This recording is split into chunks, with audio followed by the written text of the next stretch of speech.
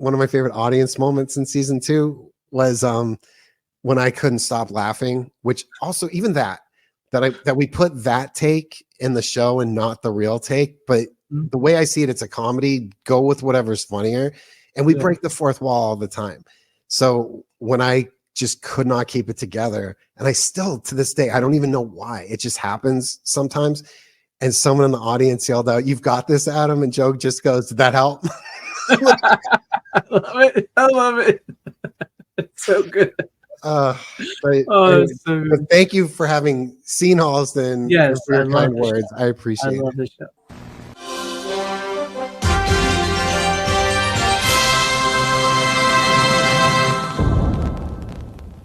Hello, fellow followers. Welcome back to FanZcene. Greg here, and today I have for you Adam Green movies made for fans by a fan.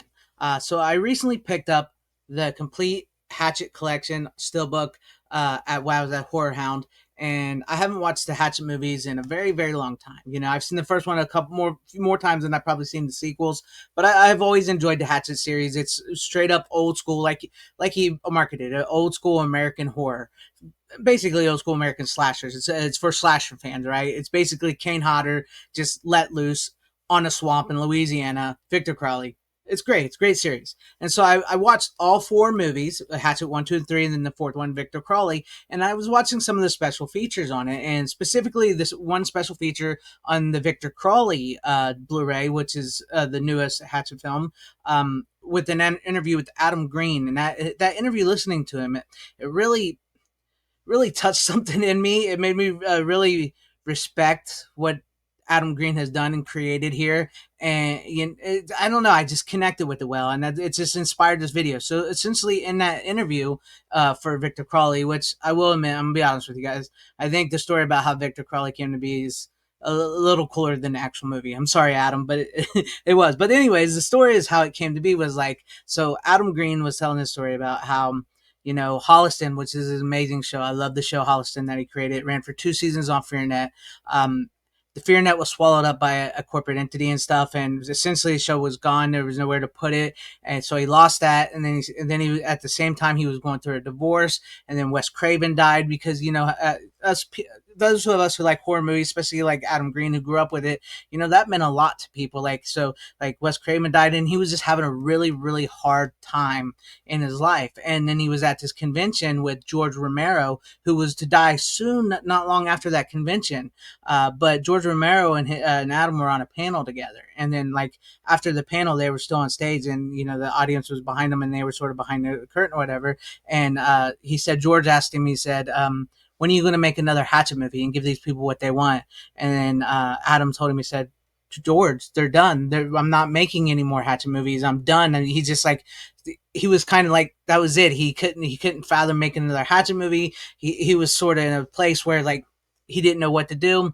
And then George was like, you know, that means a lot to these people. And he's like, what do you mean? What have I done? And like George was like, have you looked out there in the audience? Did you see these people? And Adam was like, yeah. And he's like, no. George said, no. Have you really looked at these people? And he said, Adam said he took a quick glance, and he looked back and he saw like Holliston t-shirts, Hatchet t-shirts, and stuff like that. And it like really resonated with him. And he said George gave him a little more of a talk, which he didn't go into because he, you know, that was meant for him. And it really, really inspired him to, you know, get back into movies and stuff and make Victor Crowley. And that really, really resonated with me because as someone, I mean, not that I'm not huge or anything. I'm not in leagues like Adam Green, and even I've talked to Adam Green. I've had him on my channel. Please check out that interview if not. You know, he himself has admitted that he doesn't make these movies to make money. There's not a lot of money being made off the Hatchet movies and stuff. They're very low budget. They're independent films. They're made specifically for fans, you know, and stuff like that, which is why I like what he does. But I related to that in the sense that, like, I do YouTube here, right? I do it. I'm not huge. I do it because I love it. And there are times where I've myself had just sat here and thought, why am I even making these videos? Nobody's watching them. I'm not touching anybody. I'm not accomplishing anything. Why would I even bother making these videos? Why am I doing this channel? And then for whatever reason, sometimes something comes along or someone comes along like George Romero, and it inspires you to continue doing it too. Because like sometimes I'll make a video and I'll see, I'm thinking that to myself. I think about, maybe I'll just quit, and I'll see a comment of how it says, I loved your video. It's inspired me. It's inspiring my channel. Or I make a video and it actually, like, for whatever reason, like the video I did on the Sony releasing a new Blu-ray player. I'll be straight honest with you. I thought my channel was dead. I thought it was dying ever since I got the strike over the Robin Hood music video, Brian Adams video, and I had it removed. It really felt like my channel never really grew. It was like YouTube just took me out. And then I did a video on the Sony releasing a new Blu-ray player, and that really took off, and it really helped my channel. And I had been working to get to 10,000 subscribers for like 2 or 3 years now, and I'm over 10,000 subscribers, and I'm flabbergasted because there was points where I was very low, and I'm supposed to be working on a documentary I started a year ago about the independent film, and the reason I haven't finished that is because I was just feeling kind of low. I'm being straight honest with you guys in this video. I know this is about Adam Green videos, but that's why that resonated with me, listening to him, Adam Green, talk about how he was at his lowest point, and then George Romero inspired him, and the fans wearing his t-shirts inspired him, and it made him realize he was part of that horror, like amongst maybe he's not a legend like them, but he's amongst George Romero and Wes Craven, and he's at horror conventions, and people's wearing Hatchet shirts and Holliston shirts next to Friday the 13th and Freddy Krueger and Scream and stuff like that. So what I'm getting at here is, like, you can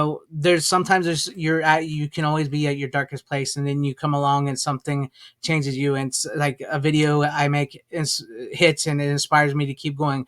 I get a comment and it inspires me to keep going, and that's why I do what I do, because I really do love making these videos. And I don't even know how this video will perform. If it doesn't perform, it doesn't perform. But I do want to show you some of my Adam Green stuff, because I went a little further into this video than I anticipated with the emotional stuff. But yeah, these movies are for fans by fans. If you're a huge fan of the Friday the 13th series, old school slashers, I highly recommend Hatchet. Hatchet 1, 2, 3 is a complete story. It's got, if you're like, it absolutely has some of the best horror cameos ever. It's got, Robert Englund is in it. The Leatherface from Texas Chainsaw Massacre 3, Leatherface is in it. Tony Todd is in it. Let's see, Michael Myers from the Halloween movies are in it. Derek Mears from the Friday the 13th remake is in it. Tom Holland, the director of Fright Night, is in this movie. I'm trying to remember everybody in this. Danielle Harris plays the lead character from the Halloween 4 and 5. Carolyn Williams from Texas Chainsaw Massacre 2 is in it.